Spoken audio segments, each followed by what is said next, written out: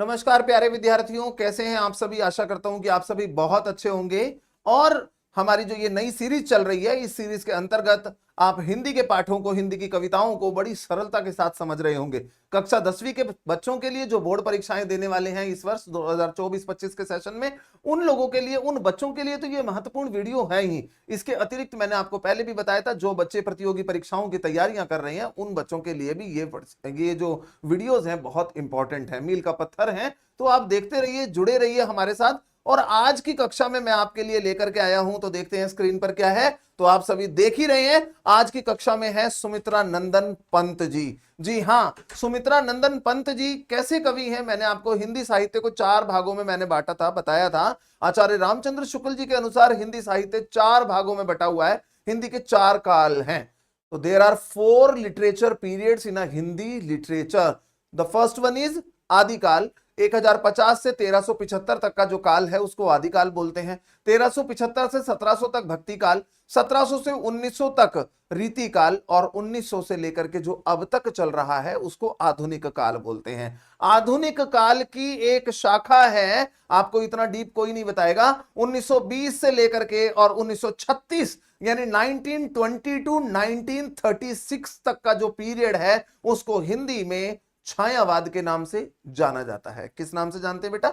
छायावाद। तो आइए हम छायावाद के जो 4 कवि थे उनके बारे में भी मैंने पहले बताया था। महादेवी वर्मा जी, सूर्यकांत त्रिपाठी निराला, जयशंकर प्रसाद और सुमित्रा नंदन पंत, ये 4 स्तंभ थे जिन्होंने छायावाद को बनाया था। और एक मुख्य स्तंभ उसमें सुमित्रा नंदन पंत जी थे।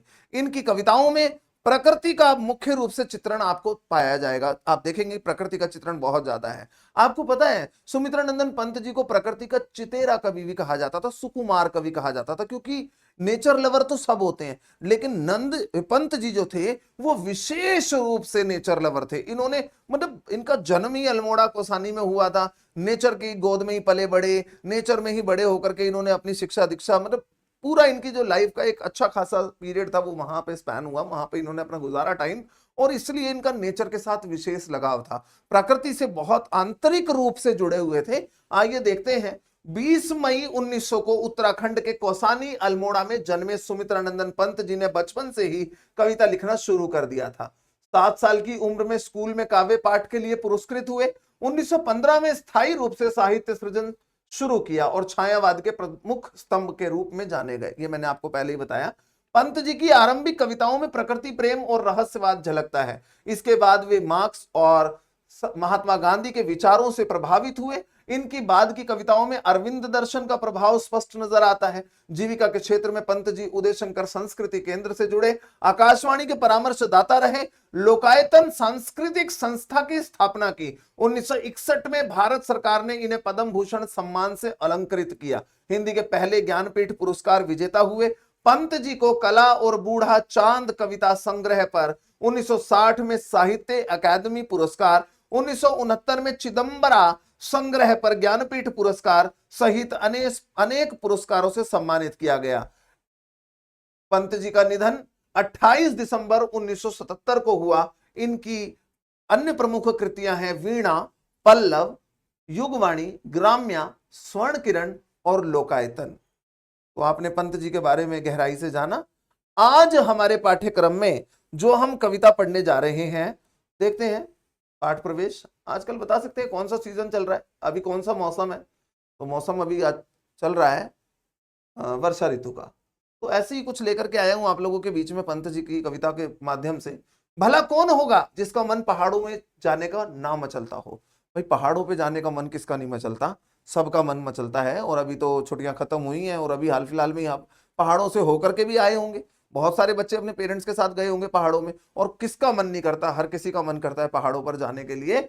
जिन्हें सुदूर हिमालय तक जाने का अवसर नहीं मिलता, वे भी अपने आसपास के पर्वत प्रदेश में जाने का अवसर शायद ही हाथ से जाने देते हो। ऐसे में कोई कवि और उसकी कविता अगर कक्षा में बैठे बैठे ही वह अनुभूति दे जाए जैसे वह अभी अभी पर्वतीय अंचल में विचरण करके लौटा हो, तो प्रस्तुत कविता ऐसे ही रोमांच और प्रकृति के सौंदर्य को अपनी आंखों निरखने की अनुभूति देती है। तो आपको बैठे बैठे ऐसा महसूस होगा इस कविता को सुन करके जैसे आप पर्वतीय क्षेत्रों में स्वयं जाकर के बैठे हुए हैं।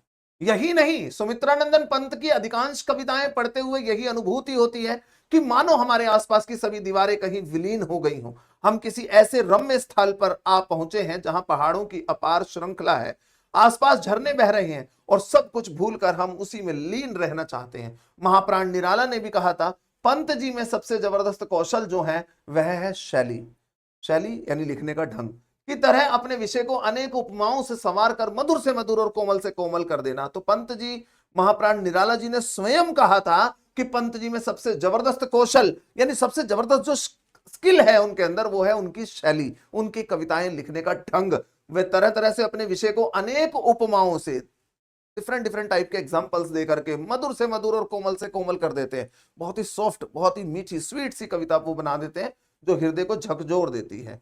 तो यहां जो इनकी कविता है ये स्क्रीन पर आ रही है आपके लिए, और कविता का नाम है, कक्षा 10वीं के पाठ्यक्रम में हिंदी में है ये, हिंदी बी में, पर्वत प्रदेश में पावस। तो आप क्या समझते हैं पावस से, कोई मुझे बता सकता है? पावस का मतलब होता है, अभी कौन सा सीजन चल रहा है? वर्षा ऋतु। जी, तो वर्षा ऋतु चल रही है और वर्षा ऋतु को ही, वर्षा को यानी रेनी सीजन को, रेन को पावस बोलते हैं, और ऋतु मतलब तो सीजन होता है। तो पर्वतीय प्रदेशों में रेनी सीजन के बारे में इस कविता में बताया गया है। पर्वतीय क्षेत्रों में, माउंटेन एरियाज के अंदर जब पर्वतीय क्षेत्रों में बारिश होती है तो कैसा प्रतीत होता है, वहां पर इस ऋतु का क्या वो है, तो इस ऋतु के बारे में वहां पर हम चर्चा कर रहे हैं। तो इस कविता के अंदर बताया गया पावस ऋतु थी पर्वत प्रदेश। जी बिल्कुल, पावस ऋतु थी पर्वत प्रदेश। तो मैथिली शरण, सॉरी, सुमित्रानंदन पंत जी कहते हैं कि पर्वतीय क्षेत्रों में यानी माउंटेन एरियाज के अंदर कौन सी ऋतु थी? वर्षा ऋतु थी। पावस का मतलब वर्षा ऋतु। पल पल परिवर्तित प्रकृति वेश, और हरेक पल, हरेक क्षण प्रकृति जो है वो अपने वेश को निहार रही थी। प्रकृति अपने वेश को निहार रही थी। अब यहां मैं पावस का मतलब लिख दूं ताकि आपको क्लियर हो जाए। पावस का मतलब है वर्षा, बारिश, और ऋतु पता ही है आपको। पावस ऋतु थी पर्वत प्रदेश, पल पल परिवर्तित प्रकृति वेश। परिवर्तित मतलब बदलना, यानी पल पल, हर एक क्षण प्रकृति जो है वो अपने परिवेश को, अपने आप को बदल रही थी, अपने वेश को, अपने तौर तरीके को बदल रही थी। जब पर्वतीय क्षेत्रों में वर्षा की बात होती है तो नंदन जी कहते हैं, सुमित्रानंदन पंत जी, कि वर्षा ऋतु का चित्रण करते हुए अपनी कविता में, अपने काव्य में बता रहे हैं कि वहां पर पर्वतीय क्षेत्रों में बारिश का मौसम चल रहा है और प्रकृति जो है वो हर एक पल, हर एक क्षण अपने वेश को बदल रही है। अब देखिए, मेखलाकार, पर्वत अपार, मेखलाकार होते हैं करधनी के आकार के। आपने करधनी जाना है क्या होता है? करधनी होता है, यहां पर मेखलाकार एक शब्द नया है और इसका मतलब होता है करधनी। करधनी होता है, जो गांव के लोग हैं वो जानते हैं, जो मम्मियां आजकल, जो पुराने लोग हैं, वो तागड़ी होती है कमर पे पहनने वाला एक ऑर्नामेंट्स होता है, एक ज्वेलरी होती है जिसको हम तागड़ी बोलते हैं, कमरबंद बोलते हैं, तो वो कमर पर पहना करते हैं। तो पर्वत जो होते हैं वो इस तरीके के होते हैं, यानी, और तागड़ी जो है वो इस तरीके की होती है, लेकिन इसी को उल्टा तरीके से अगर हम बनाएं तो पर्वत ऐसे बनेगा। तो मेखलाकार पर्वत अपार, करधनी के आकार के असंख्य पर्वत, अपार मतलब बहुत ज्यादा, अपने सहस्त्र, सहस्त्र मतलब हजारों, दीर्घ मतलब आंखें, सुमन मतलब फूल। बहुत ध्यान से समझिएगा, मानवीकरण अलंकार में लिखी गई यह कविता है, और पर्सोनिफिकेशन जिसके बारे में आपने सुना होगा, जब हम प्राकृतिक क्रियाकलापों का चित्रण मानवीय क्रियाकलापों पर कर देते हैं, यानी प्रकृति की कोई चीज हो सकती है, जैसे इंसान रोता है और हम कह दे प्रकृति रो रही है, इंसान हंसता है हम कह दे प्रकृति हंस रही है, इंसान सोता है हम कह दे प्रकृति सो रही है, पेड़ पौधे सो रहे हैं, हो नहीं सकता ना। यानी हम जो ह्यूमन एक्टिविटीज है उसको नेचुरल एक्टिविटीज के साथ ढालने की कोशिश कर रहे हैं, तब हम बोलते हैं यहां पर मानवीकरण अलंकार है। तो मेखलाकार पर्वत अपार, यानी करधनी के आकार के असंख्य पर्वत अपने सहस्त्र, अपनी हजारों दीर्घ आंखें, अपनी हजारों फूल रूपी आंखें फाड़ फाड़ करके नीचे की ओर देख रहे हैं। अब पर्वतों की आंखें तो हो नहीं सकती, आंखें तो वो फाड़ते नहीं है, आंखें तो इंसान फाड़ता है। यहां पर आंखें कौन सी हैं पर्वतों की? पर्वतों के ऊपर बरसात के मौसम में तो आपको पता है चारों तरफ हरियाली वैसी हो जाती है, तो पर्वतों पर भी बहुत सारे हजारों फूल खिले हुए तरह तरह के, जिनको कवि ने पर्वत की आंखें बताया है। तो पर्वत जो है, वो फूल जो है वो नीचे की ओर ऐसे देख रहे हैं, जैसे जो पर्वत है वो नीचे की तरफ झांक रहा है आंखें फाड़ फाड़ के, और क्या देख रहा है? अवलोक रहा है बार बार, बार बार अवलोक करना यानी कि मूल्यांकन करना, देखना किसी चीज को। अब किसको देख रहा है बार बार? नीचे जल में निज महाकार, यानी नीचे पानी बहुत ज्यादा भर गया है, बारिश होने से चारों तरफ पानी ही पानी है। तो पर्वतों की जो पुष्प रूपी हजारों आंखें हैं वो नीचे की तरफ अपने ही आप को देख रही हैं आंखें फाड़ फाड़ के, और क्या देख रही हैं? जिसके चरणों में पलाताल दर्पण सा फैला है विशाल, यानी जिसके चरणों में, पर्वतों की तलहटी में जो दर्पण के समान विशाल राशि भर गई है, यानी और वो पानी इतना नीट एंड क्लीन है, प्योर है, जो दर्पण के समान चमक रहा है, और जिसके अंदर जो मिरर लग रहा है बिल्कुल शीशा, और उसमें पर्वत अपनी आंखों से, अपनी पुष्प रूपी आंखों से देख देख के स्वयं में ही इतरा रहा है। उसको बड़ा अच्छा लग रहा है, अपने आप के सौंदर्य को निहार रहा है वो, और वो सोच रहा है कि मेरे से बढ़ के कोई और नहीं है। कौन?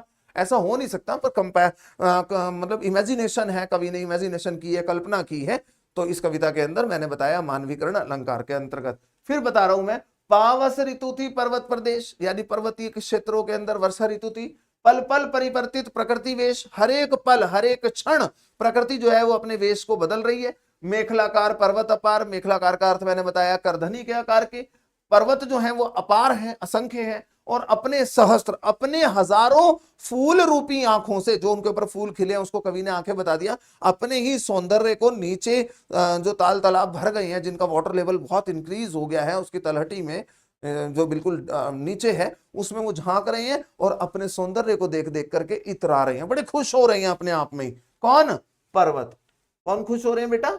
पर्वत खुश हो रहे हैं। किस लिए खुश हो रहे हैं? कि वो अपने ही सौंदर्य को निहार रहे हैं। अब देखिए, तो जिसके, एक मिनट, फिर बताया, जिसके चरणों में पलाताल दर्पण सा फैला है विशाल, जिसके चरणों में पलाताल, अब नीचे की तरफ, चरणों में मतलब तलहटी में, दर्पण सा फैला है विशाल, इसका मतलब मैंने बताया दर्पण के समान चमक रहा है वो, इतना नीट एंड क्लीन वाटर है।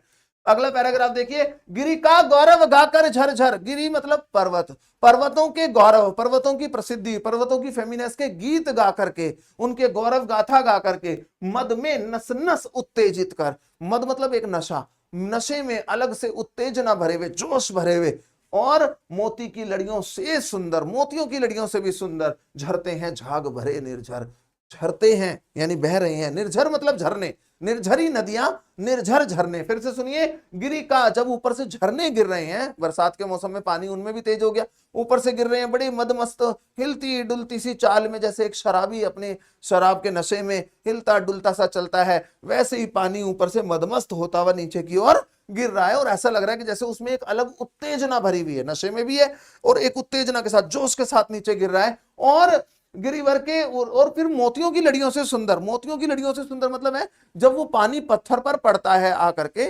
नीचे, और उसके ऊपर से जो झाग बनते हैं, झाग बन बन करके जो वो उड़ता है इधर से उधर, इधर से उधर, इधर से उधर, उसको कवि ने मोतियों की लड़ियों से भी सुंदर बताया। आपकी आंखों में जरूर ये चित्र बन रहा होगा कि कैसा लग रहा है वहां पर। तो झरते हैं झाग भरे निर्झर, और उसके झाग जो है बन के जो निर्झर हैं, जो झरने हैं, बड़े सुंदर प्रतीत होते हैं। गिरिवर के उर से उठ उठ कर, गिरिवर यानी पर्वतों के उर, उर मतलब दिल, पर्वतों के दिल से निकल करके, और उच्च आकांक्षाओं से तरुवर, ऊंची ऊंची आकांक्षाएं लिए हुए, बड़ी बड़ी इच्छाएं लिए हुए जो तरुवर हैं, चीड़ के, देवदार के या शाल के जो वृक्ष होते हैं वहां पर, वो उनकी जड़ हमें नजर नहीं आती है, वो लंबे लंबे बहुत ऊंचे ऊंचे खड़े हुए दिखाई देते हैं, और ऐसा लग रहा है कि जैसे वो खड़े हुए हैं और पर्वतों के दिल हैं, वो दिल में से निकल करके आ गए हैं, चीर करके दिल को है, झांक रहे निरव नभ पर, निरव मतलब शांत, शांत आसमान की तरफ, बड़ी अनिमेष अटल कुछ चिंता पर, यानी ऐसा लग रहा है जैसे चिंतित हैं वो, बिना पलक झपकाए, अटल बिल्कुल सीधे खड़े हुए हैं, अनिमेष बिना किसी से बोले हुए,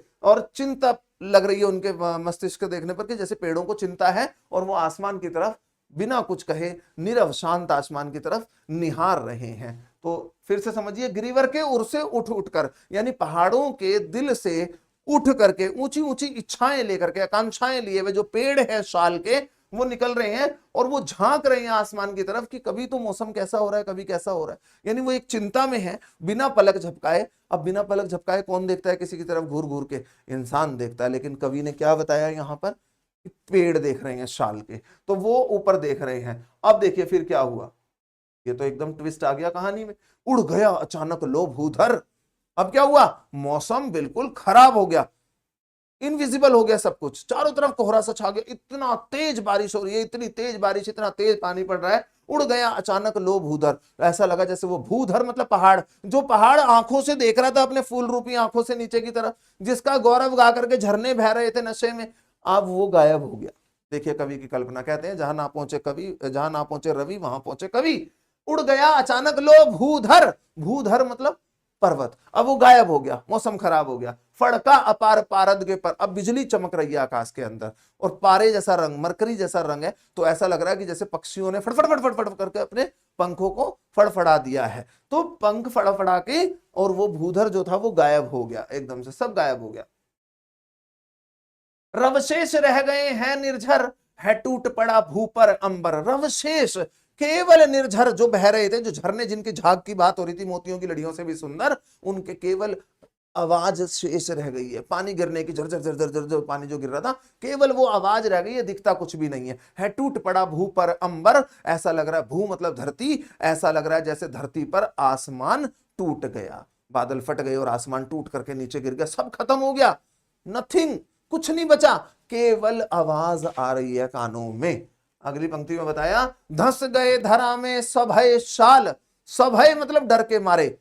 अब देखो जो पेड़ ऊंचे ऊंचे निकले हुए थे, जो आसमान को निहार रहे थे, अब कहता है कवि कि धंस गए वो डर के मारे सारे, जब सब कुछ गायब हो गया तो वो तो नजर ही नहीं आ रहे, भाई आवाज ही आ रही है, कुछ दिख ही नहीं रहा, चारों तरफ सब कुछ इनविजिबल हो गया, तो अब वो पेड़ कहां चले गए, धंस गए धरती में, धंसे कहीं नहीं है, वो है वहीं पे, लेकिन मौसम खराब हो गया, तो कवि ने बोला कुछ नजर नहीं आ रहा, तो ऐसा प्रतीत हो रहा जैसे वो पेड़ धंस गए, वापस अंदर चले गए, कहीं नहीं नजर आ रहे, सब है डर के मारे। शाल, शाल के वृक्ष, उठ रहा धुआं जल गया ताल, अब उठ रहा है धुआं, आग निकल रही है तालाबों में से, ऐसे लग रहा है, कभी तालाबों में आग लगती है, कभी नहीं लगती, लेकिन देखिए कि धुआं सा नजर आ रहा है चारों तरफ। एक तो वो इवेपोरेशन की भी प्रक्रिया होती है, या फिर इवेपोरेशन ना होकर के पानी इतना ज्यादा पड़ रहा है कि चारों तरफ धुआं ही धुआं नजर आ रहा है, धुंध सी छा गई है, कोहरा सा छा गया है, कुछ नजर नहीं आ रहा, तो ऐसा लग रहा है कि जैसे धुआं उठ रहा है, तालाबों में आग लग गई है, जिन तालाबों में पर्वत अपनी आंखों से, पुष्प रूपी आंखों से अपने आप को, सौंदर्य को निहार रहे थे, बड़े खुश हो रहे थे, अब वो गायब हो चुके हैं, कुछ भी नजर नहीं आ रहा,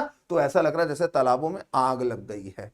ठीक है, यूं जलद यान में विचर विचर, जलद मतलब बादल, जलद जल को धारण करने वाले अर्थात बादल, जलद यान यानी एक विमान, कौन जाता है जलद यान में, कौन बैठता है जलद रूपी विमान के अंदर, भगवान इंद्र। तो इंद्र भगवान जो है, ऐसा लग रहा है कि जैसे वो जलद यान के अंदर बैठे हुए अपने पुष्पक विमान में, या अपने जल रूपी जो बादल वाला विमान है, एक प्लेन है, उसके अंदर बैठ रहे हैं, और विचर विचर यानी घूम घूम के इंद्र खेलता इंद्रजाल, अपना इंद्रजाल दिखा रहे हैं, अपनी जादूगरी दिखा रहे हैं, सब कुछ कभी गायब कर देते हैं, कभी सब कुछ आ जाता है, तो कभी कुछ भी नजर नहीं आता, कभी सब कुछ ही नजर आने लग जाता है। तो आपको आई थिंक ये कविता समझ में आ गई होगी, फिर भी अगर नहीं समझ में आई हो तो आप कमेंट बॉक्स में जो चीज आपको नहीं समझ में आई हो तो आप लिख सकते हैं, फिर अगर कुछ आपका प्रश्न होगा तो मैं उस प्रश्न का उत्तर आपको देने का प्रयास करूंगा। अब आइए हम देखते हैं आगे प्रश्नाभ्यास में क्या कहते हैं।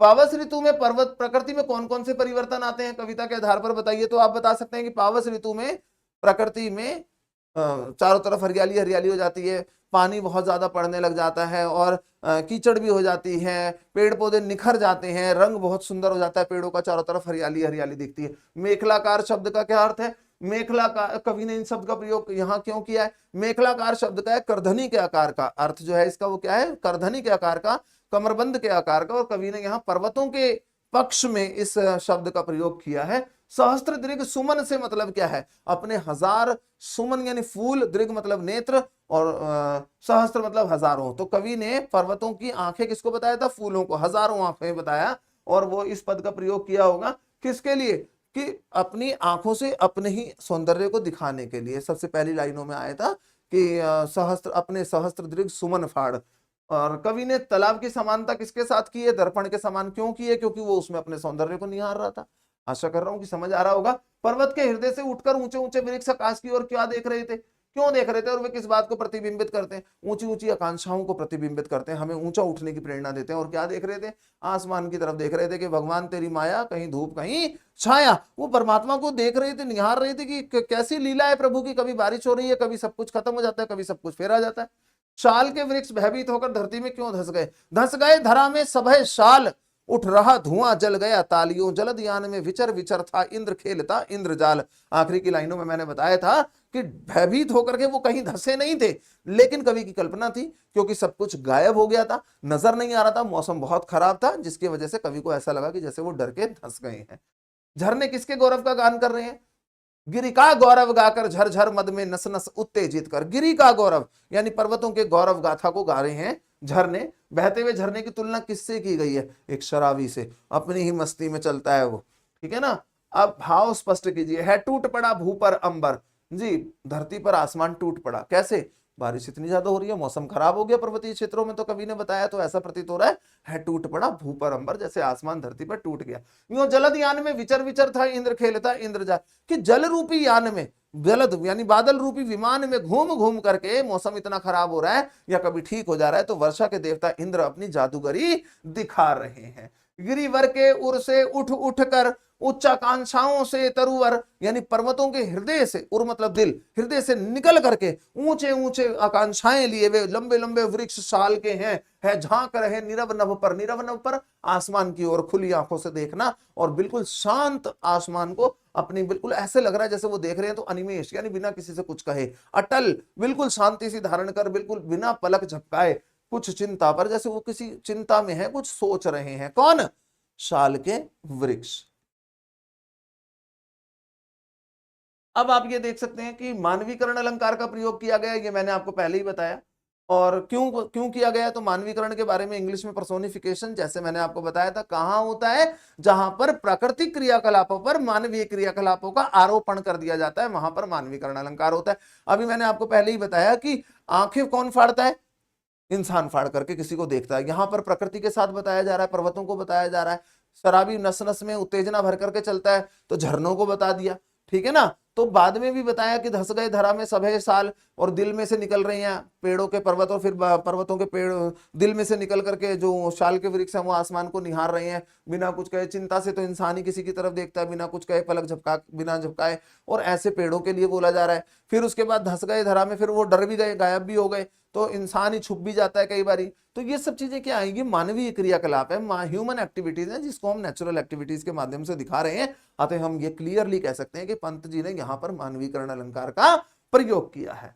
आपकी दृष्टि से इस कविता के सौंदर्य इनमें से किस पर निर्भर करता है? अनेक शब्दों की आवर्ती बार बार होना, शब्दों की चित्रमयी भाषा पर, कविता की संगीतात्मकता पर, तीनों पर ये निर्भर करता है। कई शब्दों की आवर्ती बार बार भी हो रही है, शब्दों की चित्रमयी भाषा भी है। जब हालांकि कोई चित्र नहीं बना हुआ, लेकिन जब हम पढ़ रहे हैं तो हमारे मन और मस्तिष्क में वर्षा का एक चित्र सा बनता चला जाता है कि हम पर्वतीय क्षेत्रों में हैं और वहां पर मौसम खराब हो रहा है। कविता की संगीतात्मकता, इस पर डिफरेंट टाइप की एक्टिविटीज भी हो सकती हैं, और बारिश के कोई गीत भी सुन सकते हैं हम बच्चों से, तो बहुत सारी चीजें हैं।